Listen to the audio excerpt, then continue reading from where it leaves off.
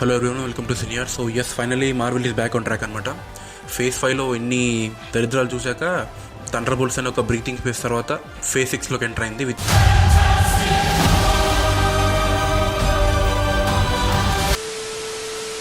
So far నేను చూసిన fantastic four సినిమాలో ఇదే బెస్ట్. ఎస్, 2005 ఫెంటాస్టిక్ ఫోర్ కన్నా ఇదే బెస్ట్. రీసెంట్ టైమ్స్లో మార్వెల్ మీద వస్తున్న మేజర్ కంప్లైంట్స్ ఏంటంటే, ఒకటి విఎఫ్ఎక్స్ పాటలేదు, రెండోది ఎమోషన్ కరెక్ట్ ఉండట్లేదు, అండ్ ఆ ఫార్ములా ఏదైతే ఉంటుందో మార్వెల్ది అది కరెక్ట్గా ఏ క్యారెక్టర్స్తో కూర్చోట్లేదు. So this movie excels in that. The quality of the movie is so good. ఆ ప్రొడక్షన్ వాల్యూస్, ఎస్పెషల్లీ ఆ retro futuristic world and colour వేసి ఆర్ ఎక్స్ట్రాడినరీ అని పిన్ పర్ఫెక్ట్ అంటే కాదు, హియర్ అండ్ దేర్ కొన్ని హికప్స్ ఉంటాయి. ఎస్పెషల్లీ రీడ్ రీచర్స్ స్ట్రెచ్ అయ్యే సీన్స్లో కొంచెం తేడా కొట్టేస్తుంటుంది.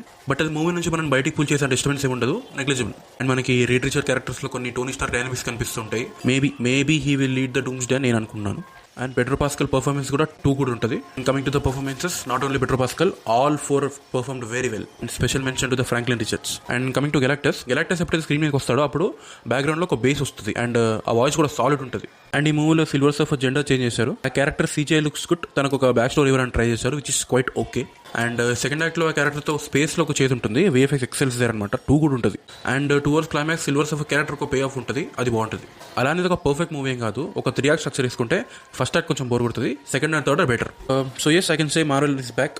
యాక్చువల్లీ థండర్ బోల్ట్స్ కూడా గుడ్ ఫిల్మే, but that movie lacks the emotion అనమాట, అది ఈ సినిమాలో కరెక్ట్ కూర్చుంటుంది. సో ఇక్కడ నుంచి మార్వెల్ నో లుకింగ్ బ్యాక్. దయచేసి ఆ డిజ్నీ షోస్ ఆపేసి కొంచెం మూవీస్ మీద కాన్సన్ట్రేట్ చేయండి.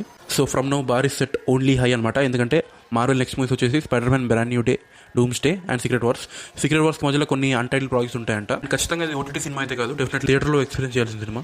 అండ్ ఈ రివ్యూ నచ్చుంటే వీడియోకి లైక్ కొట్టండి, ఛానల్కి సబ్స్క్రైబ్ చేయండి. Thank you.